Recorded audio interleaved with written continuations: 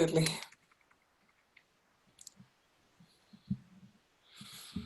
Well, hello, everyone.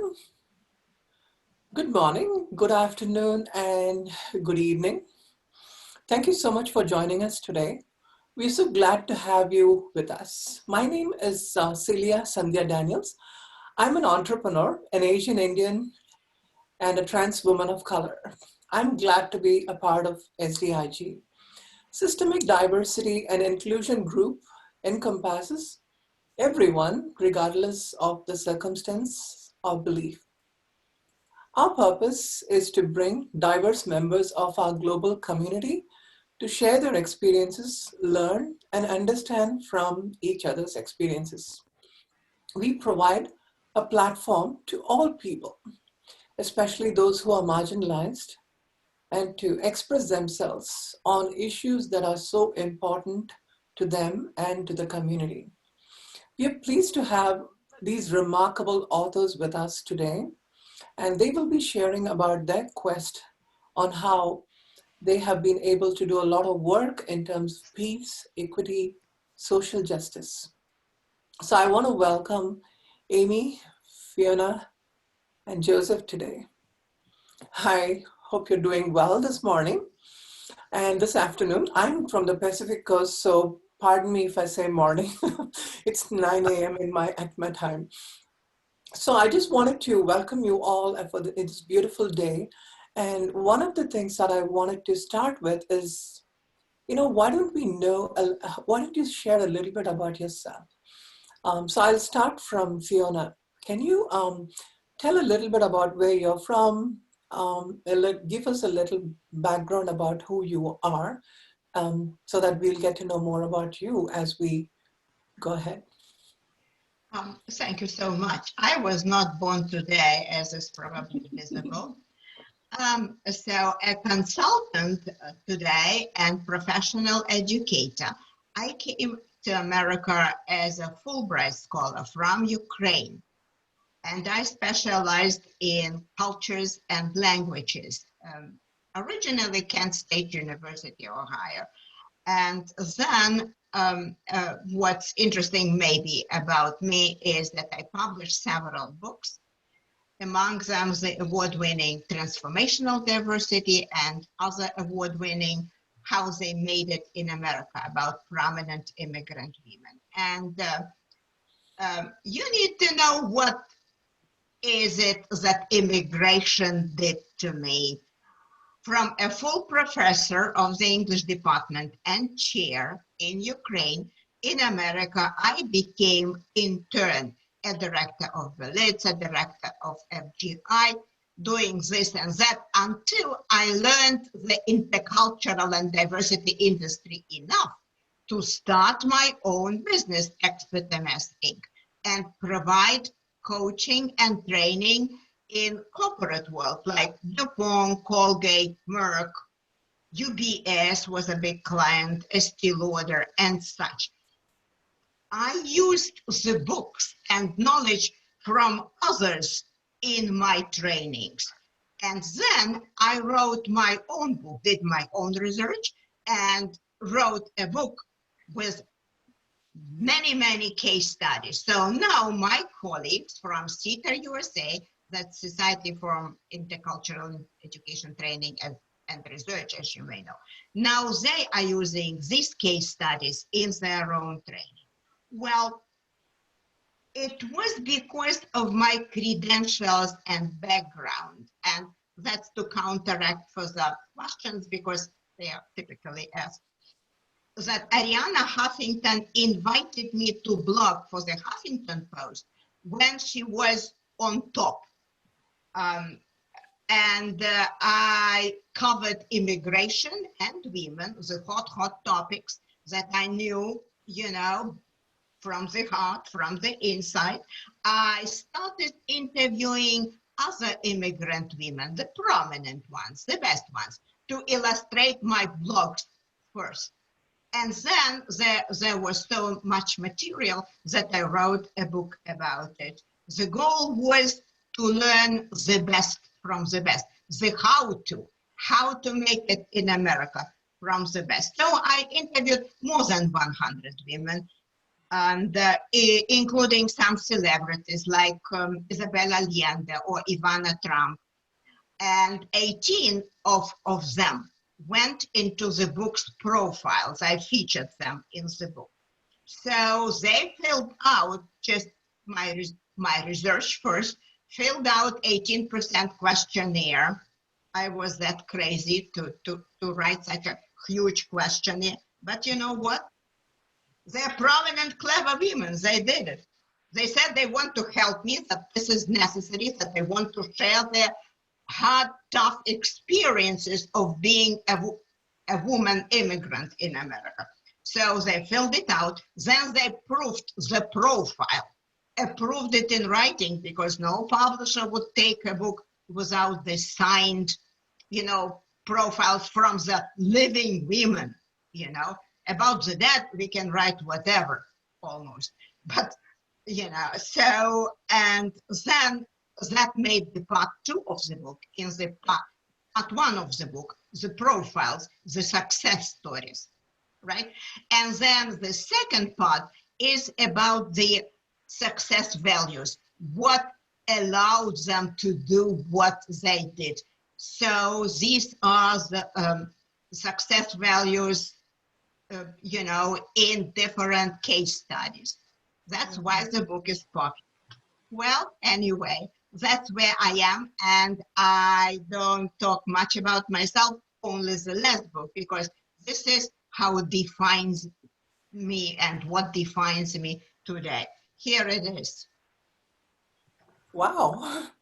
Yeah, that's my 18 success beauties. Okay. Thank you, Fiona. That's amazing. You can share some of the links in the chat so our Yes. audiences can, Yeah, start. I can share this book and also that transformational diversity.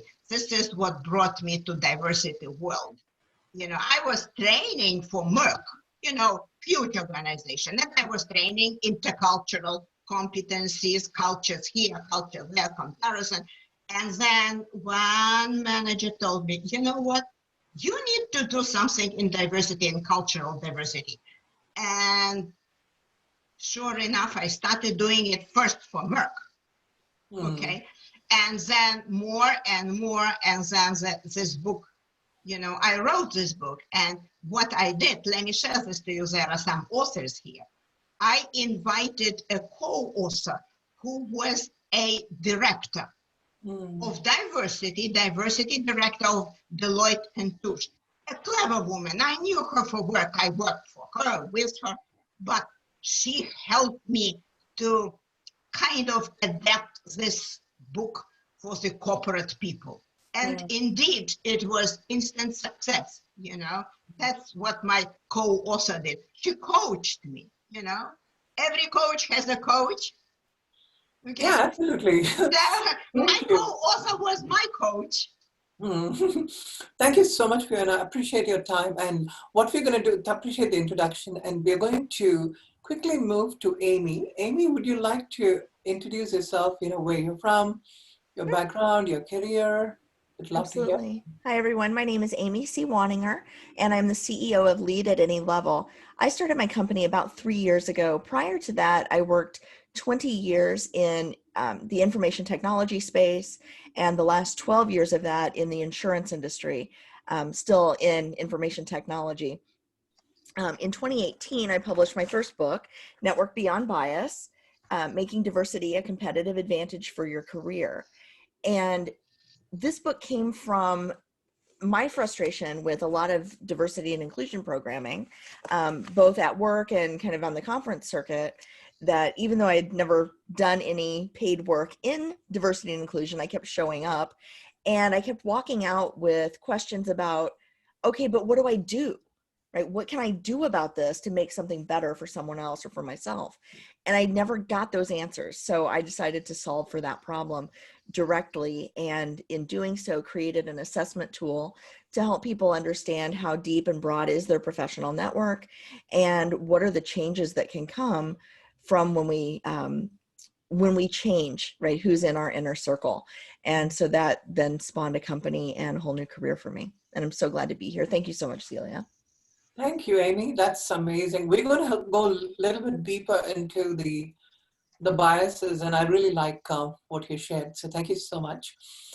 Joseph, how about yourself? I know you are the founder of SDIG.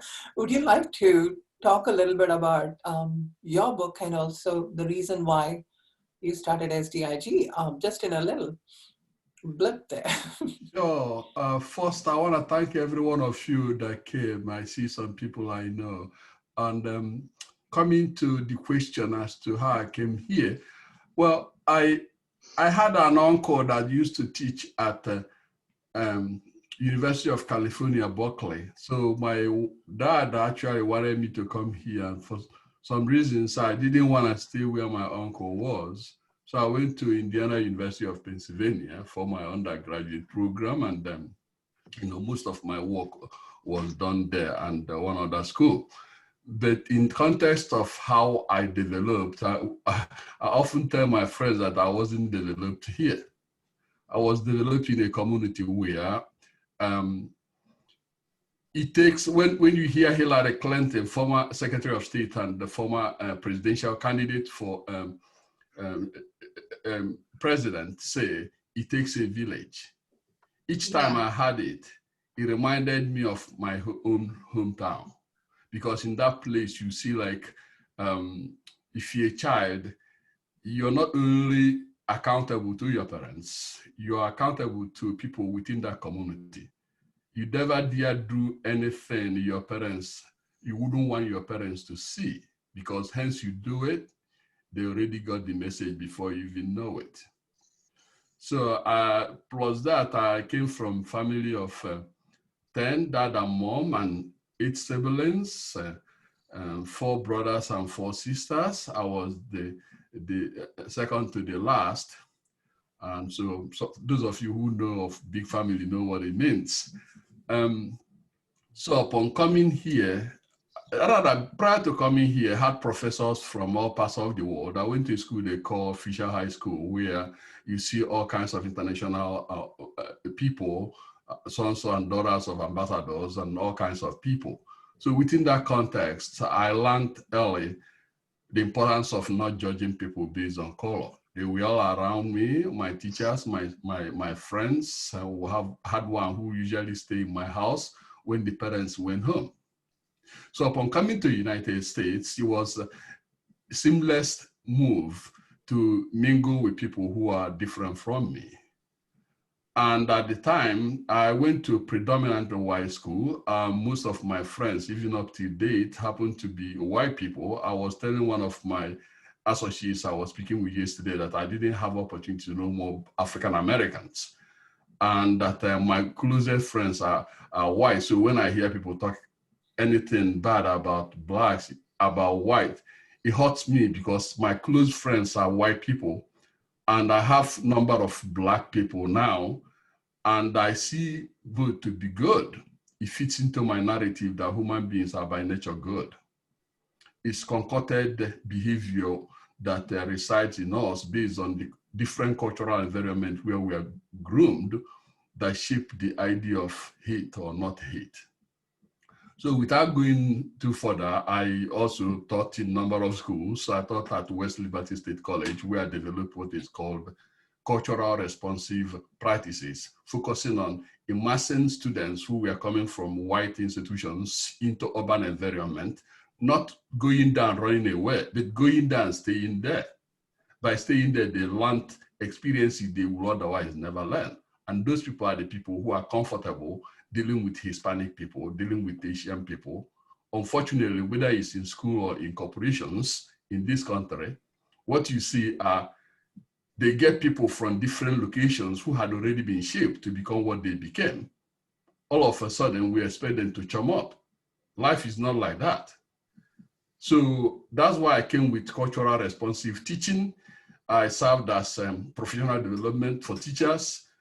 In that capacity, I sort of introduced faculty members, even those who may have PhDs in different fields, they had no idea of the cultural environment from where their students were coming from.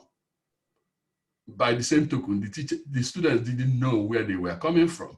So this cultural clash, the misconception of certain people not being able to do. Then when you look at the Irish people, you see how they were treated very poorly. Well, Irish people could, would I say, assimilate because you can't see their color. But if you are brown or black, your skin pigmentation cannot be removed.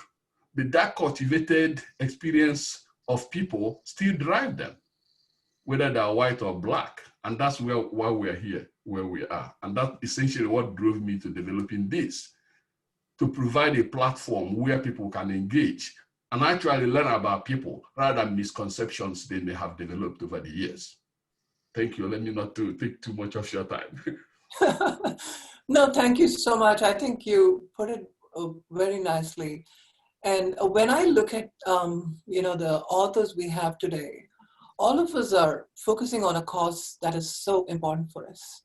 That's so crucial to you, when you are looking at the success stories of people's lives, of immigrant stories, and especially when you come to another country, you need to start all over again.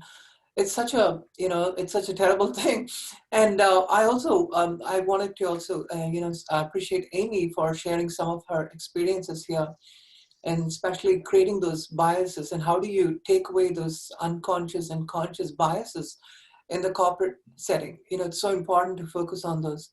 And thank you, Joseph, for eloquently mentioning about some of the issues that we are dealing with today, which is my second question to all of you is, we have gone through a very, or I would say we have not gone through, we are still going through, right? The pandemic situation. I wish we had gone through it. It just looked like it was March, and then now it's just going on and on. My client said we're going to open only the next June, which is like, oh my God, I have to work from home. So it's really hard, and the entire world is adjusting to the whole change during COVID-19 and also during the, so a lot of them, this frustration coming out of people. There's a lot of focus in terms of what happened to the Black Lives Matters. And there's so much of racial injustice that's happening, especially during this election time. There's so much happening in 2020. And I just wanted to get your perspective, just pausing a little bit and then thinking about, what really, I know you had mentioned about what inspired you to write this book, but I also wanted to characterize in a way where you can explain a little bit about how some of the elements that you've written in the book is going to help the audience coping up with in 2020, a lot of things that's going on in 2020. And we want to make sure this last quarter of this year, we just want to deal with it and move on to 2021, have a much better year for us. But based on the elements that you've written in the book, how can you help our audience to narrate some of those experiences, some of those learnings to help us to move into 2021? Fiona, would you like to start? If you wish. Sure. How my book helps, I think it does with pandemic or without pandemic, looking at the best role models who allow you and teach you by example how to keep your head above the water under very, very tough circumstances. It's always good. Now, as for the pandemic itself, I did something else in addition to the book. I mentioned to you, Celia, privately that I started in June the YouTube channel, The Bridge for Women Worldwide, where I do the videos of women's interest predominantly. And I also did several video blogs or vlogs, as they now call it, specifically for women. Pandemic consequences for women, pluses and minuses. And I tried to put together in a systematic manner what it means to be a woman during the pandemic and what you need to be aware of and what is the big situation, so you could see where you are. Maybe you are not at the very bottom. You think, oh, it's so horrible, but you are not at the very bottom. You are maybe doing much better than the others. So look at it. It will lift you up, right? And also what to do. What are the next steps? What are the next steps so you could concentrate? Pluses and minuses, because pandemic, it's not only minuses for women and for everybody else. There are certain pluses, long-term pluses for women and for society. Like, look, the husbands are, many of them working at home, and they share willingly or unwillingly, but out of the situation. They share, they take on some of the household chores. Is it good? Yes. Now, you are seeing more of your kids, and whether you want it or not, you have more meaningful talks within the family. Okay, the family is brought together for bad reasons, yes, but you are together and you know more, you get to know more about the, family members. I mean, at least these two are good and they will last forever and ever and ever. So I say there are many systematic things. You're welcome to my blog and my website. Right. YouTube, so I think absolutely. We are learning a lot, especially as a family, how to manage your kids, how to give space between husband and wife and your partners, and also manage the household. It's getting a little tougher. I've heard a lot of stories about, how do you reorient yourself? You kind of rediscover yourself. So one of the things I found exciting is my wife is a cisgender woman and my daughter is she's also cisgender. But this pandemic situation kind of created a lot of gender dysphoria to me personally. And, being a trans woman, I've been going through a lot of issues. And one thing that really helped me as a family is to be around people who are positive, and especially my wife. She's very positive in spite of that's going on, and she's been very helpful. As a family, I'm so proud to have these two allies with me. They're such a wonderful cisgender women who have been so supportive to me. And that's something which I think when we create that space within our family, I got to know my wife even more. I thought, what would she think? So it gives me an opportunity to know a little bit more. And she also started listening to me more and more when I shared my story. So I think it really helps. I'd love to hear some of those success stories of those immigrant women that you had interviewed. So that's an amazing way.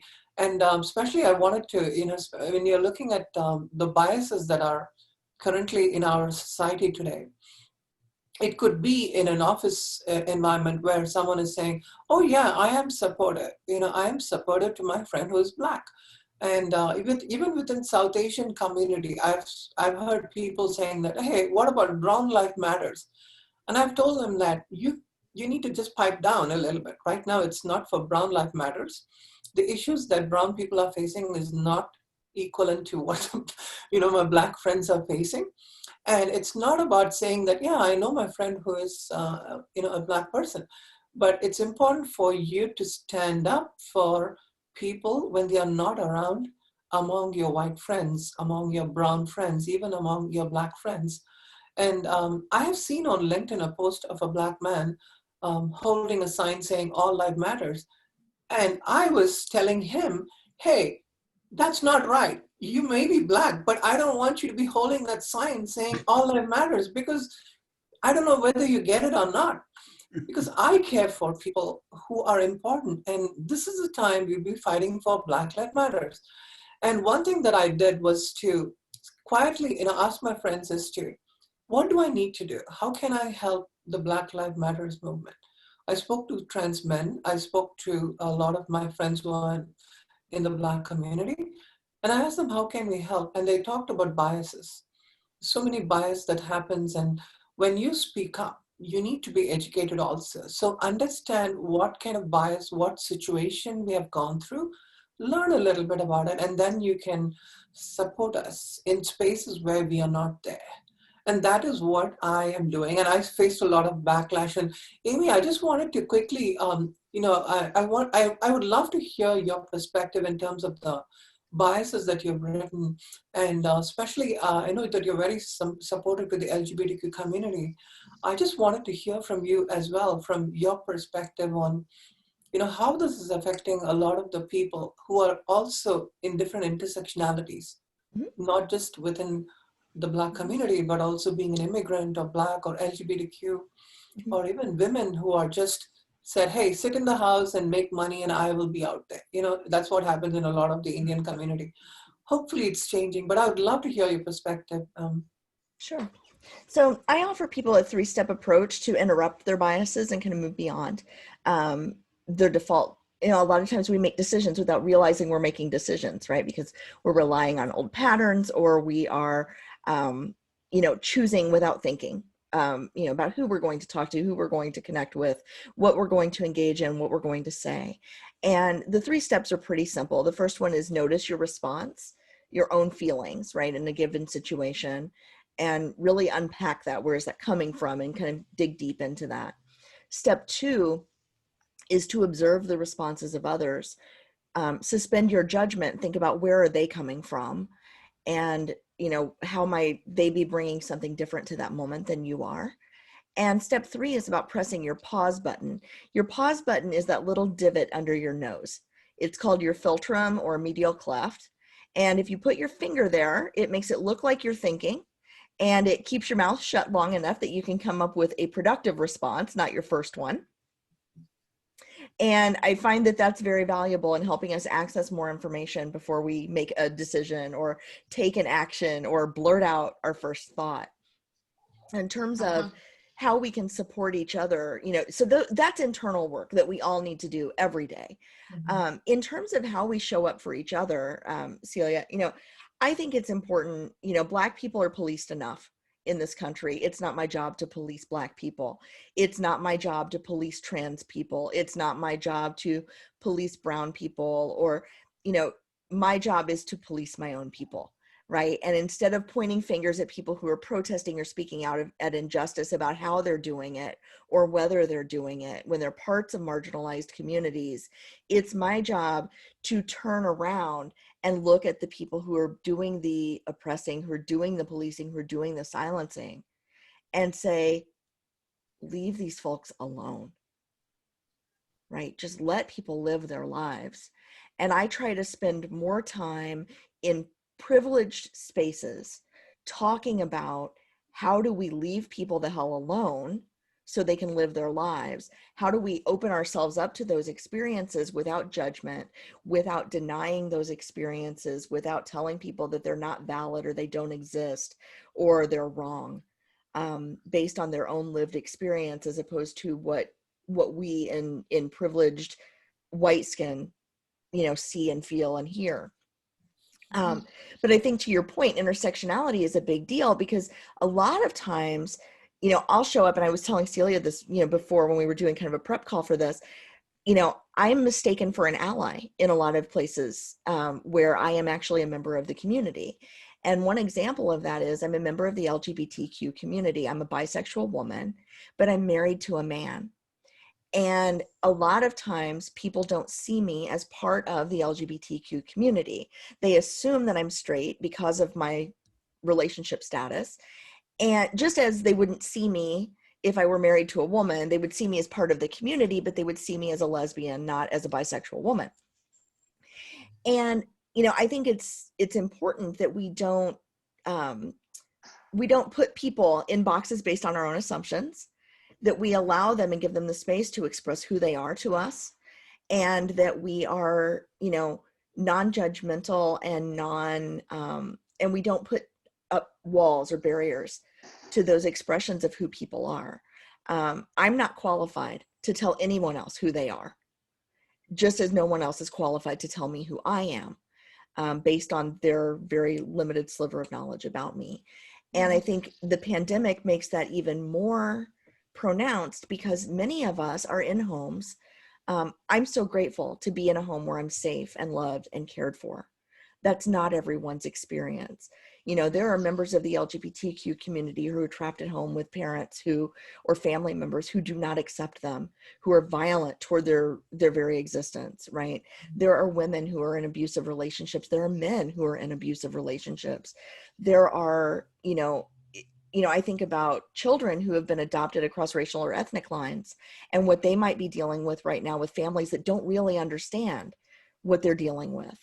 And I think that all of this is so intense right now because we are dealing with a barrage of attacks daily, right? On our health, on our safety, on our emotional and mental well-being. And we're not allowed to seek refuge in places where we have traditionally done so.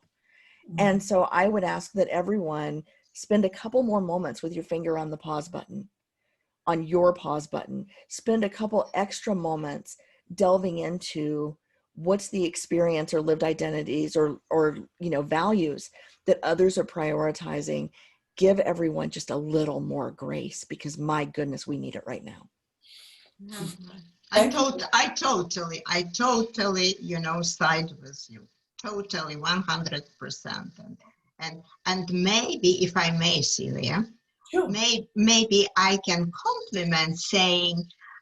compliment what Amy is saying, as saying that if I could, I would start, and I was writing it in my blogs and everywhere, I would start the movement Americans for Tolerance, because tolerance is a great word, especially great and important word now during the pandemic. And every time, of course, it's one of the pillars of our democracy. And there is a visible deficit of tolerance in our country. Just let's accept it. In media, there's not enough articles pro-tolerance. And of course, among politicians, forget about it. Many of them consider tolerance a bad word, like feminism or something. These are bad words for them. They make a career, they earn money, that they exist. But you know what? It's a big question whether we need to be tolerant for intolerance. It's a big question. Yeah, I'd like to speak to that though, Fiona. I don't want to be tolerated. Yeah. I want to be celebrated for all of who I am. And I feel like when we say tolerance, it's almost as if we are saying, I will allow you to exist in this place so long as you don't upset me. Mm-hmm. That's the connotation of the word tolerance for me. And intolerance says, I will not accept you in this space because your very existence makes me uncomfortable. And to me, I would rather be celebrated. I would rather be welcomed and included than tolerated. And, I see that, there's some nuance in the language here, but right. But I feel like that needs to be said. Right. Thank you for that. Well, I am a linguist. It's me. I am all about words and connotations, and this world exists around perceptions. Your perception is this, somebody else's perception is that, and you say, I would rather be celebrated. Well, let's live and learn and wait for that. And we really need to work for that. And what is the first step? Education. We need to educate people broadly for inclusion. Now that is a great word, and inclusion encapsulates tolerance. Whichever way, whichever aspect you look at it, that's inclusion. It encapsulates many things, including tolerance. So as first step, and I loved your approach, step 1, step 2, step 3, I would rather, be in heaven now. But, as step 1, let's do this, okay? Did I explain myself now? Yeah. All right.